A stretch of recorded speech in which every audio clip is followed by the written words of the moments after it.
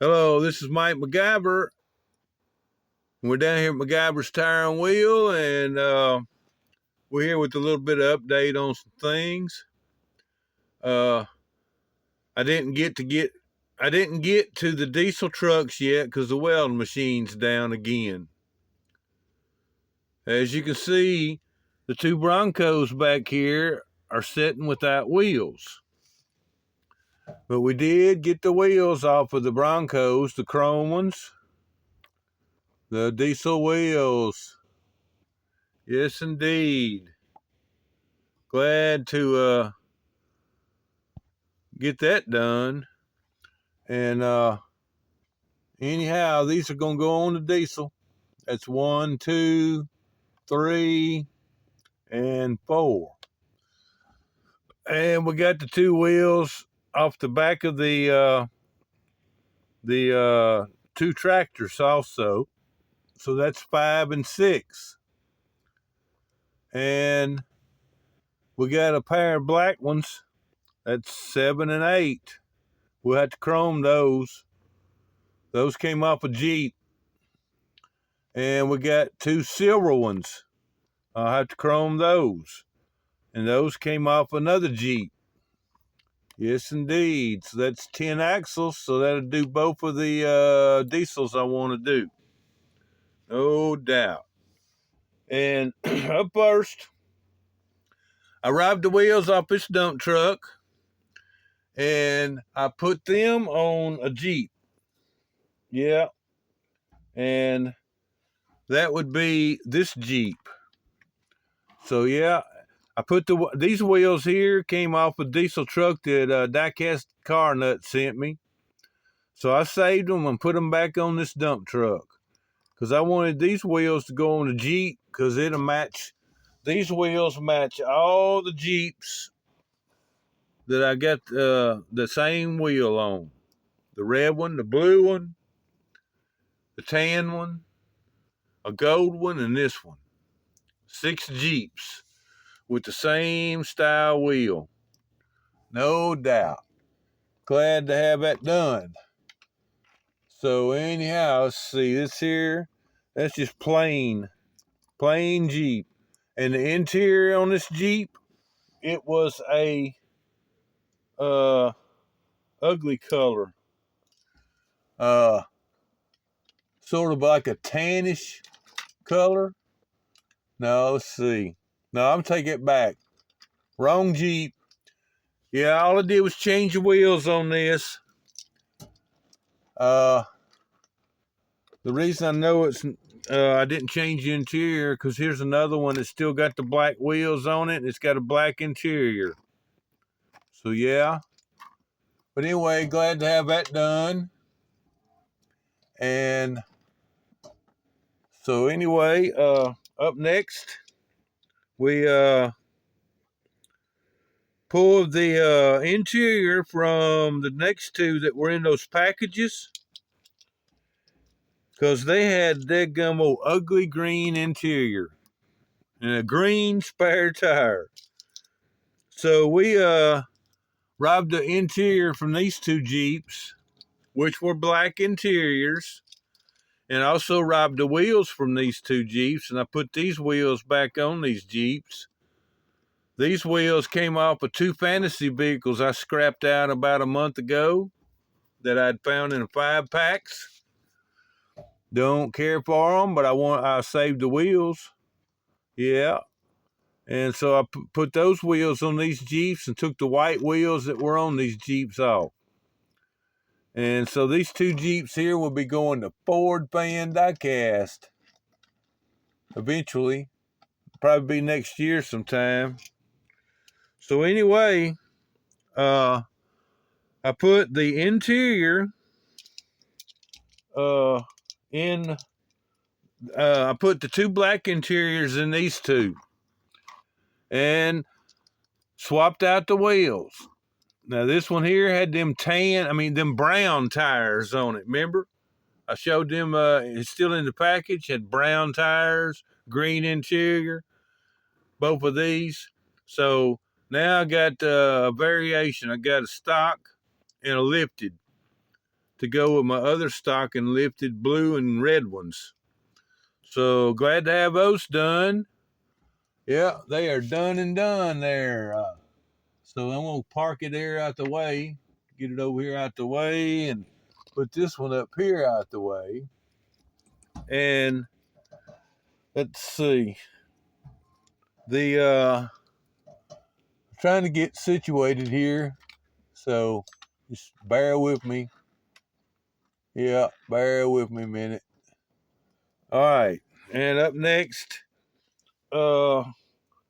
this Jeep here had a tan. Oh, wrong Jeep. Excuse me. This Jeep here had a tan interior in it, so I wanted a black interior because it had a tan tire on the back. Now this Jeep came with these wheels. This is a military police Jeep. So I changed the interior from it, and I got the interior from this blue one. Yeah, got the interior from this blue one. And so anyway, this blue one here I'm not keeping. Mr. Ford Fan Diecast may get it, but I'm keeping my military Jeep. This was the first Jeep I ever had of this style, was this one. Yeah, glad to have it. So we're going to park it up here out the way and get to the next ones there. Next one. And the next one is this one. And this one here came with a ugly yellow interior with a yellow spare tire. So we changed the wheels and the interior from this Jeep. Now these wheels, the wheels that were on this one are these silver diesel wheels that I'm going to have to chrome. Yeah, this Jeep came with these silver wheels. But I wanted to put on the Jeep the same style wheel that's on the blue one, the red one, the tan one, and the beige one. So I got 6 Jeeps that has the same blue-gray wheel on it. And all 6 Jeeps have black interior. And here's the Jeep this is the interior that was in this Jeep. Ain't that ugly? And as you can see, I hadn't put any wheels back on it because the welding machine's down, but I will get to it. No doubt. So that's all the Jeeps. Got all that done.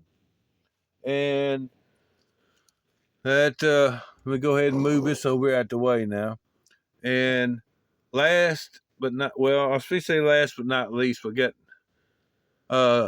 2 more things to do. First up, I did these tractors. I got them back together, and I put these wheels on it. These wheels came from Mr. Hewitt. I don't know what they came off of because he sent them to me in a bag. But as you can see, it's a 5-spoke blacked out. But it's not my favorite 5-spokes. It's this type of 5-spoke. They just ain't chrome like this one is, see? And these, you notice these are little and those are big. Well, I don't have anything else that has these little wheels on it that I know of. So I guess it's kind of hard to come by. I hadn't seen any. But anyway, I got these done. And these front wheels, they're the pizza cutters, as people call them. They real narrow or skinny tires. And I think that looks better on a tractor than these old wide ones that was on it, and also on this tractor and the other one, I cut the fenders off. I did away with the fenders. Yeah, don't need no fenders on a tractor whenever you're inside a cab. You can't fall off. You can't fall through the cab and land on the tire. So, and I've never seen a tractor with fenders on the front. So anyway, I cut the fenders off of that tractor and this one. And this one's got the skinny tires on the front too. Compliments of Mr. Hewitt. And as I don't know if you can see it because they're blacked out, but these are like a 5-dot wheel. You don't hardly see them on Hot Wheels no more either. But anyway, I put them on those 2 tractors, and I think I got one more pair of them somewhere. In a bag. and then I got a pair that ain't on axles, or maybe 2 pair on that are not on axles. But anyway, got them done before the weld machine quit. And last but not least, before the weld machine broke down, I broke down another National Park dump truck, and I cut this off of it. I cut this and the back end. I cut the back end of the National Park truck off. Yes, indeed. And wouldn't know it'd be the one somebody detailed that sent me, but oh well. That's all right. And this here other truck, remember this here truck? I had said I was going to save the bed off of it. Well, I cut the bed off a few weeks back. It's been sitting around here. You might have seen it in my videos in the background. Well, I put that bed on the National Park truck, and there we go. That's what we got. And I'm going to adjust this down like that. And then we're going to ease this down. We'll get a little different kind of a view of it there. Yeah. That's my custom flatbed. I'm going to say this is going to be my lumber yard truck here. It's a truck that you'd see at a lumber yard if you ever went out to a lumber yard back in the day when these older trucks. And the silver part in the bed there, that was how about wide the bed was. So I added these 2 black pieces on here from an M2 plate on both sides. And then I was filing on it, trying to get everything flat, smooth surface. I had the file wrong, so it cut some grooves in it. Yeah, the dang file was cutting grooves in it before I knew it.